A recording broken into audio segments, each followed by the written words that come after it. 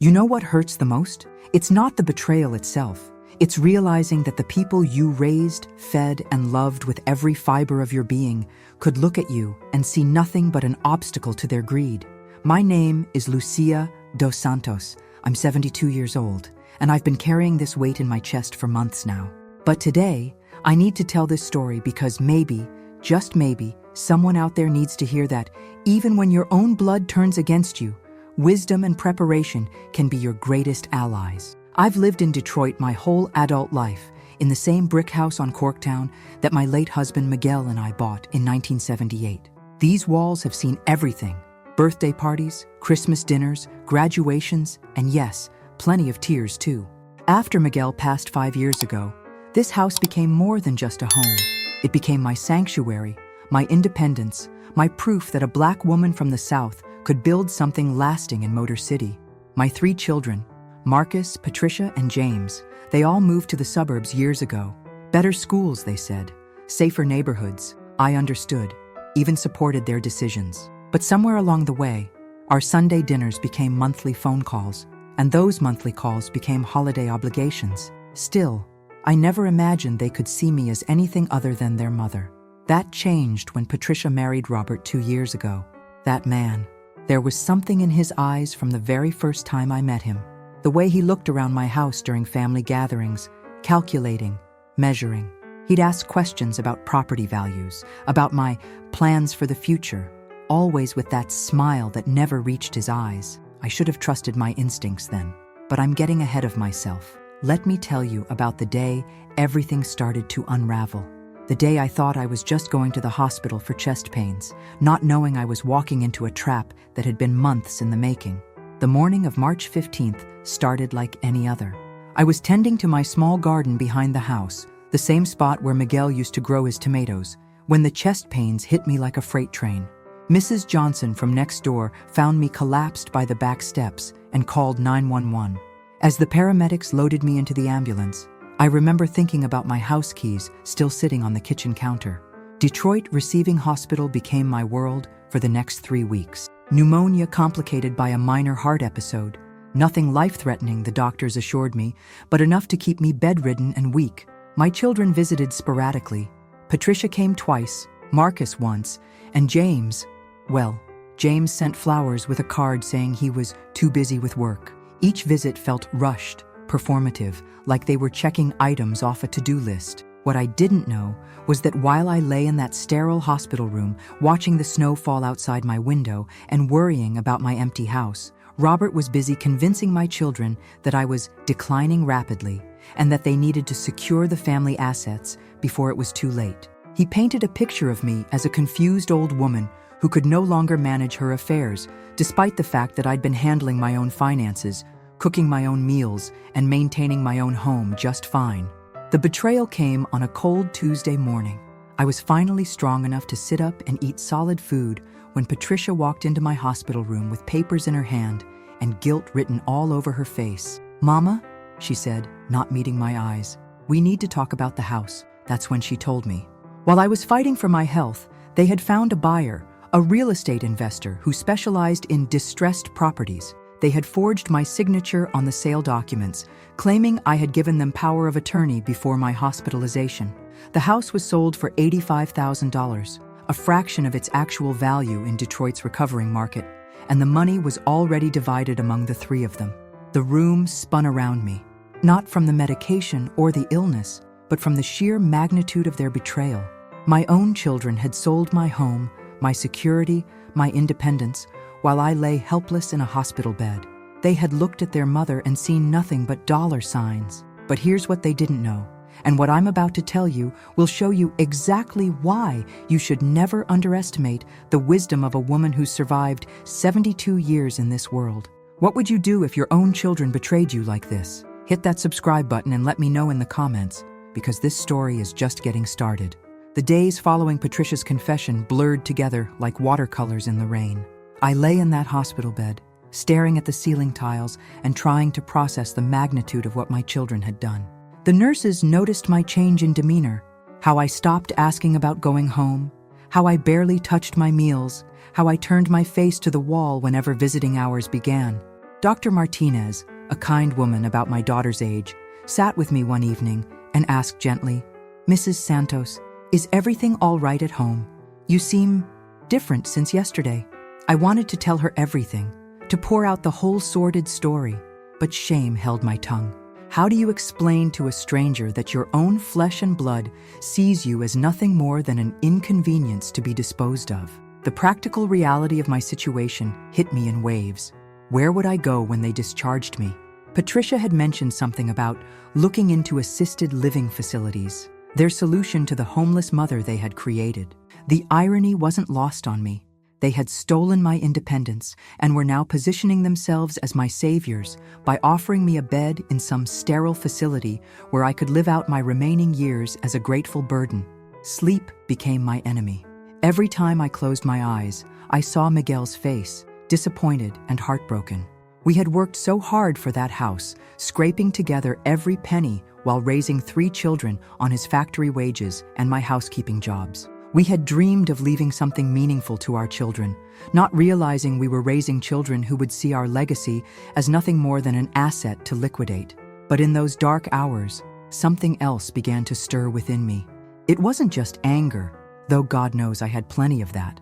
It was a quiet, steady resolve that I recognized from other difficult times in my life. The same feeling I'd had when Miguel was laid off in 1985 and I took on 3 cleaning jobs to keep us afloat. The same determination that got me through his cancer diagnosis and treatment. The same strength that had carried me through 72 years of being underestimated because of my age, my race, and my gender. My children thought they were dealing with a helpless old woman. They had no idea they were about to discover just how wrong they were. The morning I was scheduled for discharge, I asked the nurse to help me make a phone call. My fingers trembled as I dialed the number, not from weakness, but from anticipation. When the familiar voice answered, I smiled for the first time in weeks. "Anna, sweetheart," I said to my great niece, "it's time to tell them about our little arrangement. Let me take you back to my 70th birthday party, 2 years before this whole nightmare began. It was a beautiful summer evening in 2023, and my backyard was filled with neighbors, friends from church, and yes, my children and their families. Robert was there too, newly married to Patricia, already asking his pointed questions about property values and my estate planning. That night, as I watched him corner Marcus and James in conversation by the back fence, something cold settled in my stomach. I'd lived long enough to recognize predatory behavior, and Robert had all the signs. The way he steered conversations toward money, how he volunteered to help with my finances, his suggestions about updating my will, it all felt calculated, rehearsed. After everyone left and I was cleaning up paper plates and plastic cups, I made a decision that would prove to be the smartest move of my life. I called my great niece Anna, my sister's granddaughter, who had always been more like a daughter to me than my own children had been in recent years. Anna was 28 then, a social worker who had just moved back to Detroit after finishing her master's degree. Unlike my children, she visited regularly, helped with grocery shopping, and actually listened when I talked. More importantly, she understood the value of family legacy and the importance of preserving what previous generations had built. "Anna," I said during one of our Saturday morning coffee sessions, "I need to ask you something important, and I need you to think carefully before you answer." I explained my concerns about Robert's influence on my children, about the conversations I'd overheard, about the feeling in my gut that told me trouble was coming. Then I made my proposal. I wanted to transfer the deed of my house to her name, with the understanding that I would continue living there as long as I was able, and that she would ensure the house stayed in the family. Anna was quiet for a long time, stirring her coffee and looking out at the garden where Miguel's tomato plants were thriving.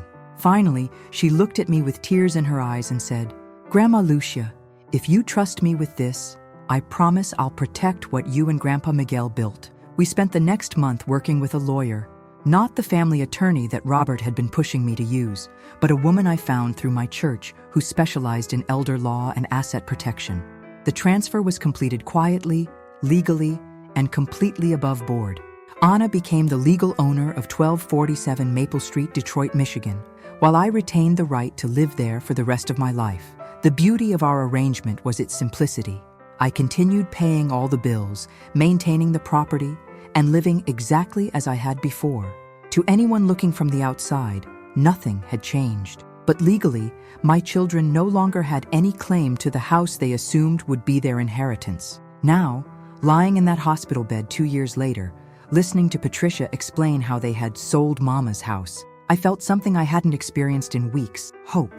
They thought they had outsmarted a confused old woman, but they had actually just committed fraud by selling property they didn't own. It was time to make another phone call. This one to the real estate investor who thought he had just bought a house from some grieving children. He was about to learn that in Detroit, just like everywhere else, you can't sell what isn't yours. The tables are about to turn in ways my children never saw coming. Make sure you're subscribed, because you won't want to miss what happens when Anna shows up with the real deed. And tell me in the comments, have you ever had to protect yourself from family members who didn't have your best interests at heart? The morning of my discharge, April 8th, dawned gray and drizzly, typical Detroit spring weather that matched my children's somber faces as they gathered in my hospital room. They had come to discuss my options, which I knew meant they were about to present me with their carefully rehearsed plan for my future. Patricia clutched a folder of brochures for assisted living facilities. Marcus had printed out financial statements showing how they'd invested the money from the house sale. And James just looked uncomfortable, like he wanted to be anywhere else. "Mama," Patricia began, using that patronizing tone people reserve for children and the elderly, "we've found some really nice places where you'll be safe and well cared for. The money from the house will cover the costs for several years, and we'll visit regularly." I let them talk. I let them explain how this was for the best, how I was getting too old to maintain a house, how they were looking out for my welfare.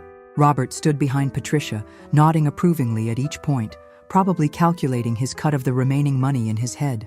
When they finished their presentation, I looked at each of my children, really looked at them, and saw strangers wearing familiar faces. These weren't the babies I had nursed through fevers, the toddlers I had taught to tie their shoes, the teenagers I had waited up for on prom night.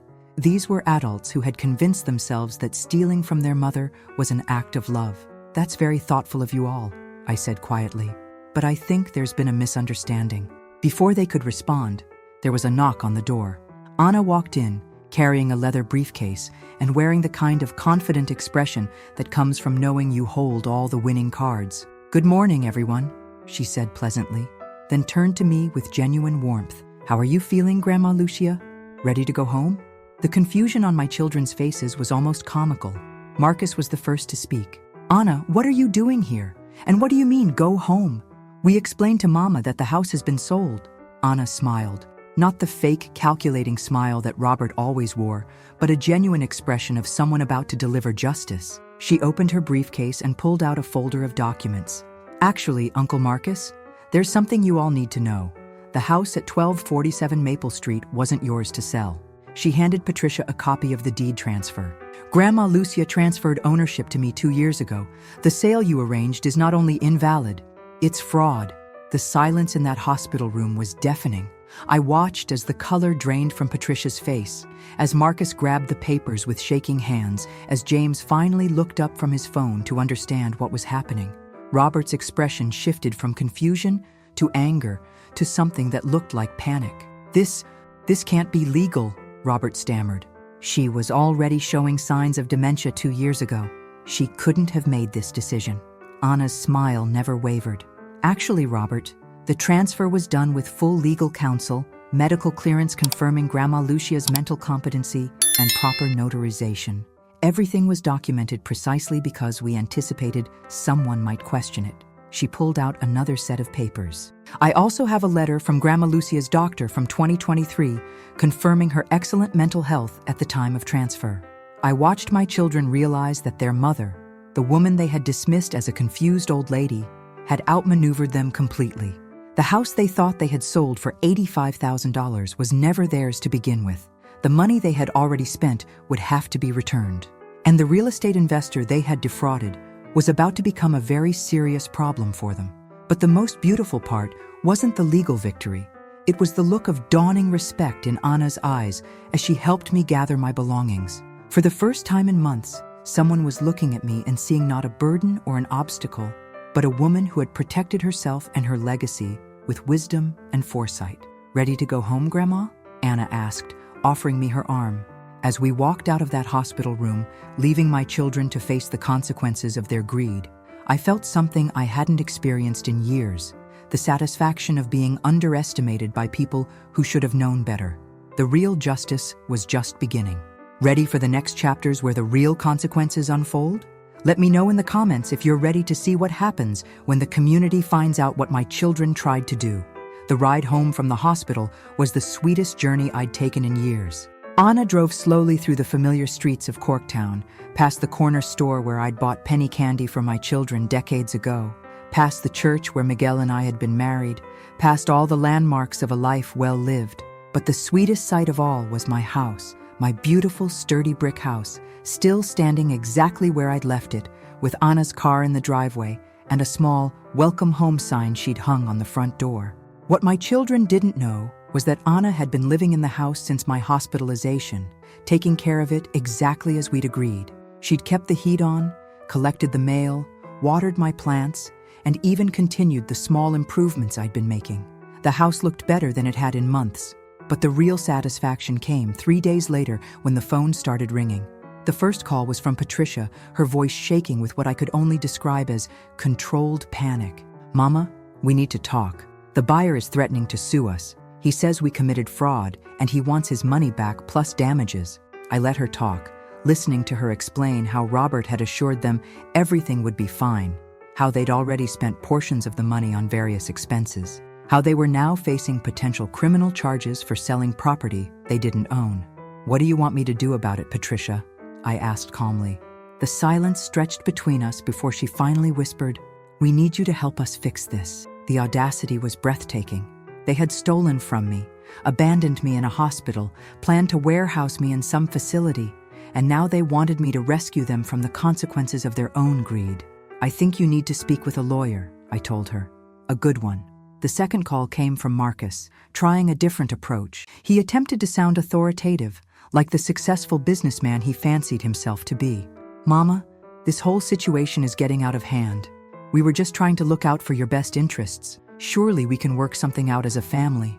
"Marcus," I said, "when you sold what you thought was my house while I was in the hospital, did you consider my best interests then?" The third call was from James, and this one broke my heart a little. Of all my children, James had always been the follower, easily influenced by his older siblings. His voice was thick with tears when he spoke. "Mama, I'm sorry. I know what we did was wrong. Robert convinced us that you weren't thinking clearly anymore. He said we needed to act fast before you made bad decisions with the house." For a moment, I felt a flicker of the old maternal instinct to comfort him, to make everything better. But then I remembered lying in that hospital bed, feeling abandoned and betrayed, and my resolve hardened. "James, you're a 45-year-old man with children of your own. When did you stop thinking for yourself?" But the most interesting call came from someone I'd never spoken to before. Mr. Davidson, the real estate investor who thought he'd bought my house. Anna had given him my number after he'd contacted her, demanding answers about the fraudulent sale. "Mrs. Santos," he said, his voice tight with controlled anger. "I've been in real estate for 20 years, and I've never encountered a situation quite like this. Your children sold me a house they didn't own, took my money, and now I'm told the whole transaction was illegal." "That's correct, Mr. Davidson," I replied. "I'm very sorry you were deceived by my children, but as you can see from the deed records, they had no authority to sell my property." What happened next surprised me. Instead of threatening legal action against me, Mr. Davidson asked, "Mrs. Santos, would you be interested in selling the house legitimately? I've already done the inspection and the paperwork. We could transfer everything properly, and you'd receive the full market value, not the lowball price your children accepted." I thought about his offer for exactly 3 seconds before declining. This house wasn't just property to be bought and sold. It was my independence, my security, my connection to Miguel, and the life we'd built together. No amount of money could replace what this house meant to me. But Mr. Davidson's offer gave me an idea for the perfect justice, one that would teach my children a lesson they'd never forget, while also showing the community exactly what kind of people they really were. The community is about to learn what my children tried to do, and their reaction will be something none of us expected. Stay subscribed, because the next chapter will show you what happens when a neighborhood decides to take justice into their own hands. Word travels fast in Corktown, especially when it involves one of the neighborhood's most respected residents being betrayed by her own family. I didn't have to tell anyone what had happened. The story spread organically through the network of relationships I'd built over nearly 5 decades of living on Maple Street. It started with Mrs. Johnson, my next-door neighbor, who had found me collapsed in the garden. She'd been worried sick during my hospitalization and was overjoyed to see me return home. When she asked about my children's absence during my recovery, Anna quietly explained the situation. Mrs. Johnson's reaction was swift and fierce. Those ungrateful children tried to steal their mother's house while she was fighting for her life in the hospital? Her voice carried across 3 backyards, and by evening, half the block knew the story. The next morning, I woke to find Mrs. Rodriguez from across the street on my front porch with a casserole and tears in her eyes. "Lucia, mija, how could they do this to you? After everything you've done for this neighborhood, for their families." She was right about what I'd done for the neighborhood. Over the years, I'd been the unofficial community grandmother, babysitting children when parents worked late shifts, organizing block parties, coordinating meal trains for families in crisis, serving as a mediator in disputes. When the Hendersons' house caught fire in 2019, I'd opened my doors to them for 3 months. When teenage Tommy Martinez got into trouble with drugs, I'd worked with his parents and the community to get him into treatment. I'd given of myself freely, never keeping score, never expecting anything in return except the basic respect and dignity that any human being deserves. Now my neighbors were learning that my own children had shown me less consideration than strangers would. By the 3rd day, my phone was ringing constantly with calls from neighbors expressing their outrage and support. Mr. Peterson, the retired auto worker from 2 houses down, stopped by with an offer to have a conversation with my children about respect for elders. Mrs. Washington from the corner house brought her famous sweet potato pie and a story about her own ungrateful relatives. But the most touching response came from the Martinez family, the same family whose son I'd helped years earlier. Maria Martinez, now a successful nurse, knocked on my door with her 3 children in tow. "Mrs. Santos," she said, "Tommy wanted to say something to you." Tommy, now 25 and working as an EMT, looked me in the eye with the kind of respect I hadn't seen from my own children in years. "Mrs. Santos, when I was messing up my life with drugs, you never gave up on me. You sat with my mom when she cried. You helped convince me to go to treatment, and you were at my graduation when I became an EMT. You've been more family to us than some of our actual family." His words hit me harder than any of my children's betrayals. This young man, who owed me nothing, understood the value of loyalty and gratitude in ways that my own flesh and blood had forgotten. The community response reached its peak when Father Miguel from St. Anne's Church called to ask if I would be comfortable with him addressing the situation during his Sunday sermon. "Lucia," he said, "what happened to you is a sin against the commandment to honor thy father and mother. The congregation needs to hear about this, not to shame your children, but to remind everyone about the sacred duty we have to protect and respect our elders." I agreed, knowing that once Father Miguel spoke about it from the pulpit, the story would reach every corner of our tight-knit community. My children, who had thought they could dispose of me quietly and without consequence, were about to discover that their mother was far from friendless or forgotten. But the real surprise came when Anna told me about the phone calls she'd been receiving. Apparently, word had reached some of my children's neighbors in the suburbs, their co-workers, even their children's schools. The shame was spreading beyond our little corner of Detroit, following them into their carefully constructed suburban lives. Patricia called that evening, her voice tight with humiliation. "Mama, people are talking about us at work. Robert's boss heard about what happened and called him into a meeting about character concerns. This is affecting our professional lives." "Patricia," I said calmly, "actions have consequences. You sold your mother's house while she was in the hospital. Did you think no one would ever find out?" The beautiful irony wasn't lost on me. My children had tried to make me disappear, to erase my independence and dignity. Instead, they had made themselves the subject of community-wide disgust and judgment. But I wasn't finished with them yet. The real lesson was still to come. The showdown came on a Sunday afternoon in late April, exactly 1 month after I'd returned home from the hospital. Anna had arranged for the whole family to meet at my house, not to reconcile, but to settle the legal and financial mess my children had created. Mr. Davidson, the defrauded investor, would be there with his lawyer. Anna had her attorney present, and I had asked Father Miguel to attend as a witness and mediator. My children arrived separately, each looking like they were walking to their own execution. Patricia came with Robert, both of them dressed in their suburban best, but unable to hide the stress lines around their eyes. Marcus arrived alone. I later learned his wife had refused to come, too ashamed to face me. James brought his wife Sarah, who had always been kind to me, and looked mortified by the whole situation. We gathered in my living room, the same room where we'd celebrated countless Christmases and birthdays, where I'd comforted them through heartbreaks and celebrated their achievements. Now it felt like a courtroom, with my children sitting on one side and justice waiting on the other. Mr. Davidson's lawyer spoke first, outlining the legal reality. My children had committed fraud by selling property they didn't own. They owed him $85,000 plus legal fees and damages. If they couldn't pay, he would pursue criminal charges. "We don't have that kind of money," Marcus said quietly. "We've already spent most of it." "On what?" Anna asked sharply. The answers were as disappointing as I'd expected. Patricia and Robert had used their share for a down payment on a new car and a vacation to Florida. Marcus had paid off credit card debt and bought new furniture.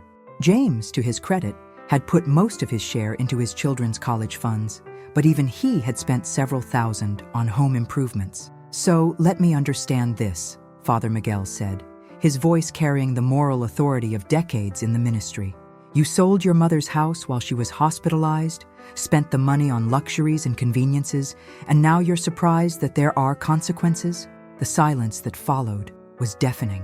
I looked at each of my children and saw not the babies I had raised, but adults who had made choices that revealed their true character. Then James did something that surprised everyone. He stood up, walked over to where I was sitting, and knelt beside my chair. "Mama," he said, tears streaming down his face, "I am so sorry. There's no excuse for what we did. We were greedy and selfish, and we treated you like you didn't matter. I know I can't undo it, but I want you to know that I'm ashamed of myself, and I'll spend the rest of my life trying to make it right." His wife Sarah was crying too, nodding in agreement. "Mrs. Santos, James has been sick about this for weeks.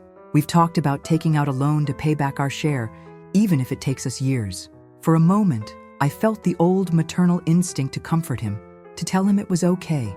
But then I looked at Patricia and Marcus, who were watching their brother's display of remorse with what looked like annoyance rather than recognition of their own guilt. "James," I said gently, "I appreciate your apology, but an apology doesn't undo the betrayal. It doesn't erase the nights I lay in that hospital bed, wondering if my own children saw me as nothing more than a burden to be disposed of." Patricia finally spoke up, her voice defensive. "Mama, we thought we were doing what was best for you." Robert said, "Stop." The word came out sharper than I'd intended, but I was tired of hearing about Robert's influence. "Patricia, you're a grown woman with children of your own. When did you decide to stop thinking for yourself and start letting your husband make decisions about your mother's life?" Robert, who had been silent throughout the meeting, finally showed his true colors. "Look, Mrs. Santos, this whole situation has gotten blown out of proportion. We made a mistake, but it's not like you're homeless. You've got your house back, you're fine, and frankly, all this drama is affecting my family's reputation in our community." The room went dead silent. Even his own wife looked at him with horror. Father Miguel stood up slowly, his face a mask of controlled anger. "Young man, you just revealed everything anyone needs to know about your character. You're concerned about your reputation while sitting in the home of the woman you tried to defraud." But I held up my hand, stopping Father Miguel's rebuke. I had something to say, and I wanted Robert and my children to hear it clearly. "Robert," I said, my voice steady and calm, "you're right about one thing. I am fine. I have my house, I have my independence, and I have my dignity. But you know what else I have? I have a community that loves and respects me. I have neighbors who would do anything to help me. I have a great niece who saw my worth when my own children couldn't. And most importantly, I have the satisfaction of knowing that I protected myself from people who would have stolen my security and my legacy." I stood up, feeling stronger than I had in months. "What I don't have anymore is the illusion that my children are the people I raised them to be. You've shown me exactly who you are, and I believe you.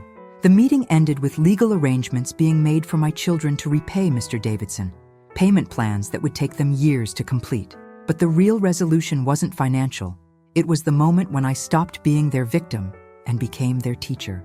The final chapter will show you how this experience changed not just my relationship with my children, but my entire perspective on family, community, and the strength that comes from being underestimated. Don't miss the powerful conclusion.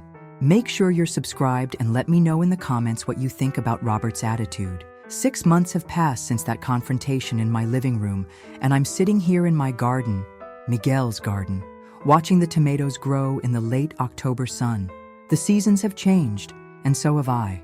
Not in the way my children expected when they tried to diminish me, but in ways that have made me stronger, wiser, and more connected to what truly matters. The legal aftermath was swift and decisive.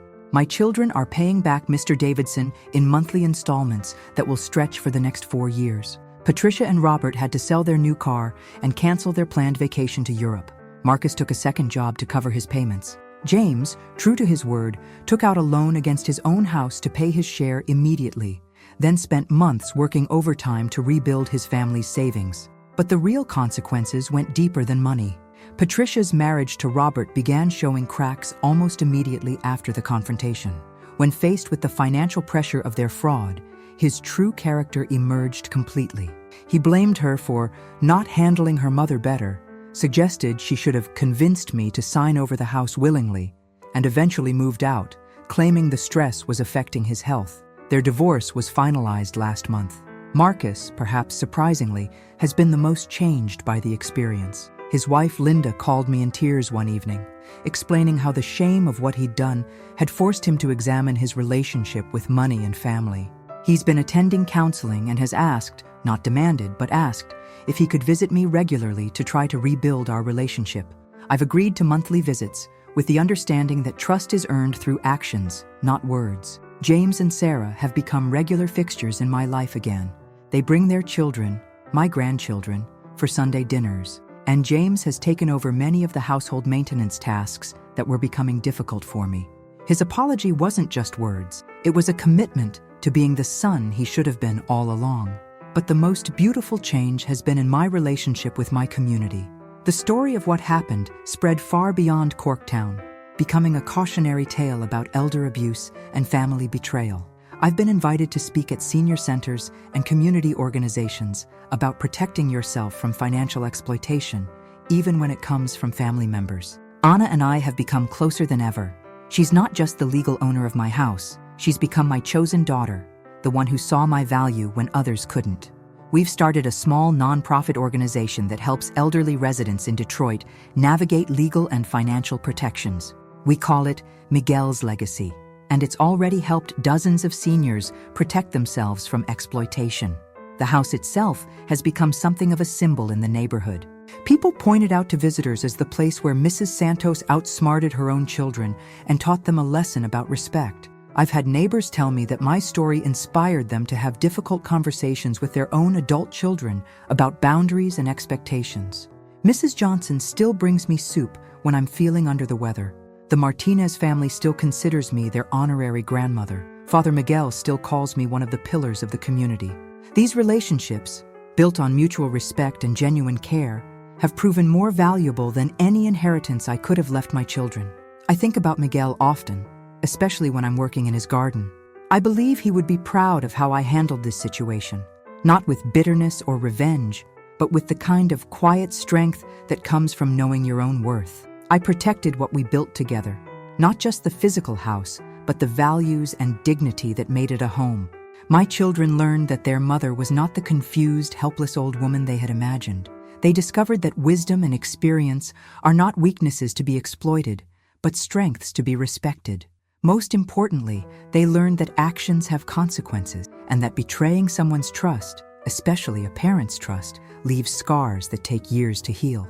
As for me, I learned that being underestimated can be a gift. While my children were calculating the value of my house, I was calculating the value of my relationships and my independence. While they were planning my future in some assisted living facility, I was securing my right to age in place with dignity and autonomy.